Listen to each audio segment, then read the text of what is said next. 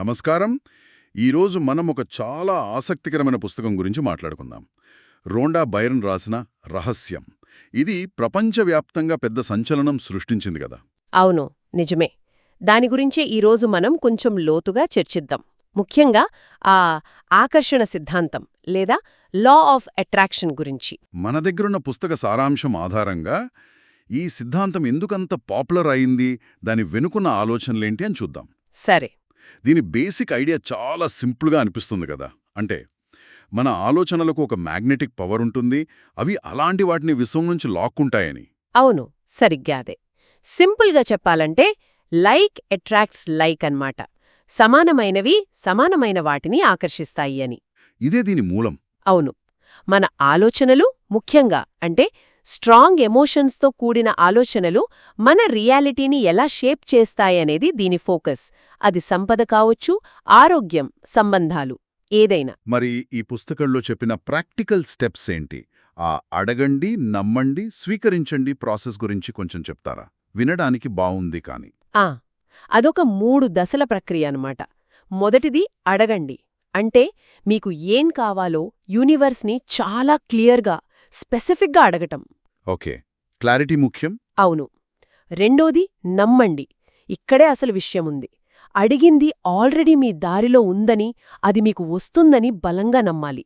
అది నెరవేరినట్టు ఫీల్ అవ్వాలి. కేవలం కోరిక కాదు, ఒక నమ్మకం ఉండాలి. ఎగ్జాక్ట్లీ. ఇక మూడోది స్వీకరించండి.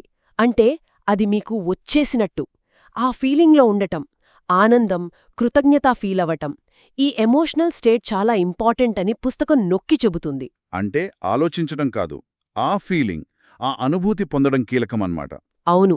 దీనికి హెల్ప్ చేసే టూల్స్గా విజువలైజేషన్, ఎఫర్మేషన్స్ కూడా చెప్పారు కదా. వాటి గురించి. నిజమే. విజువలైజేషన్ అంటే మీ గోల్స్ ఆల్రెడీ రీచ్ అయినట్టుగా మైండ్లో ఒక క్లియర్ పిక్చర్ ఊహించుకోవటం. ఓ.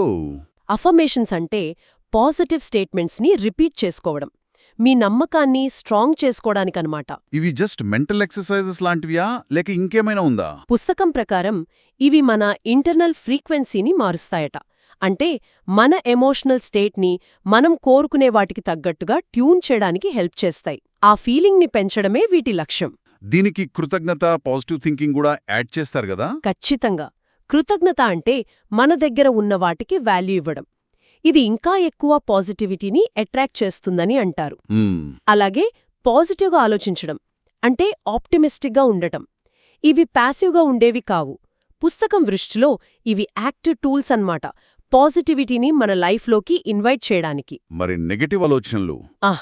అవి ఈ ఫ్లోని అడ్డుకుంటాయని కూడా చెప్తారు. నిరాశ, భయం లాంటివి మంచిది కాదని. అంటే ఫైనల్గా ఈ బుక్ మెసేజ్ ఏంటంటే మనం మన లైఫ్కి విక్టిమ్స్ కాదు, క్రియేటర్స్ అని. అవును. మన ఆలోచనలు మార్చుకుంటే మన లైఫ్ డైరెక్షన్ మార్చుకోవచ్చు అనేది చాలా పవర్ఫుల్ ఐడియా కదా. నిజమే. ఆ పర్సనల్ పవర్, సెల్ఫ్ ఎంపవర్మెంట్ అనే భావనే చాలా మందిని అట్రాక్ట్ చేసింది. అందుకే అంత పాపులర్ అయింది. 2006లో రిలీజ్ అయినప్పటి నుంచి దీని ఇంపాక్ట్ చూస్తే అమేజింగ్. 50కి పైగా లాంగ్వేజెస్, మిలియన్స్ ఆఫ్ కాపీస్, సినిమాలు. అవును, ఒక ఫినామినాన్లా మారింది. కానీ అందరూ దీన్ని యాక్సెప్ట్ చేయలేదు కదా. అవును, దాని గురించి కూడా మాట్లాడుకోవాలి. మిక్స్డ్ రెస్పాన్స్ ఉంది కదా. నిజమే. చాలామంది రీడర్స్ తమ లైఫ్లో పాజిటివ్ చేంజెస్ వచ్చాయని, ఇన్స్పైర్ అయ్యామని అంటారు. కానీ విమర్శకులు కూడా ఉన్నారు. వాళ్ల పాయింట్ ఏంటి? వాళ్ళేమంటారంటే ఇది లైఫ్లోని కాంప్లెక్స్ రియాలిటీస్ని, అంటే సోషల్, ఎకనామిక్ ఫ్యాక్టర్స్ని మరీ సింప్లిఫై చేస్తుందని. ఓకే, అంటే కేవలం ఆలోచనలతోనే అన్నీ మారిపోతాయనడం కొంచెం. అవును. కొన్నిసార్లు ఫెయిలియర్స్కి కూడా వ్యక్తులనే బ్లేమ్ చేసే ప్రమాదముందని అంటారు. అది వాస్తవ దూరమని వాళ్ల వాదన. కాబట్టి ఒకవైపు ఎంపవర్మెంట్ మెసేజ్, మరోవైపు ఓవర్ సింప్లిఫికేషన్ అనే క్రిటిసిజం, రెండిటినీ చూడాలి. అవును. మొత్తంగా చూస్తే మన ఇన్నర్ వరల్డ్ని, అంటే మన ఆలోచనలు, నమ్మకాలు, ఎమోషన్స్ని కాన్షియస్గా షేప్ చేసుకోవడం ద్వారా మన ఔటర్ వరల్డ్ని ఇన్ఫ్లుయెన్స్ చేయొచ్చు అనేది దీని సారాంశం అనుకోవచ్చా? అవును, అదే మెయిన్ ఐడియా. చివరిగా ఒక ప్రశ్న ఆలోచించదగ్గది. ఈ థియరీ వెనుక ఉన్న మెకానిజం సైంటిఫిక్గా ప్రూవ్ అయిందా లేదా అన్నది పక్కన పెడితే, ఈ పుస్తకం పాపులరైజ్ చేసిన విషయాలు అంటే మైండ్ఫుల్నెస్, హోప్, పర్సనల్ రెస్పాన్సిబిలిటీ, వీటికసలు విలువే లేదా? అది మంచి పాయింట్. అసలు ప్రశ్నేంటంటే మన ఇన్నర్ స్టేట్ మన బయటి ఎక్స్పీరియన్స్ని ఎంతవరకు ఎలా యాక్టివ్గా ప్రభావితం చేస్తుంది దీని గురించి ఆలోచించడం కూడా బహుశా ఉపయోగకరమేమో కదా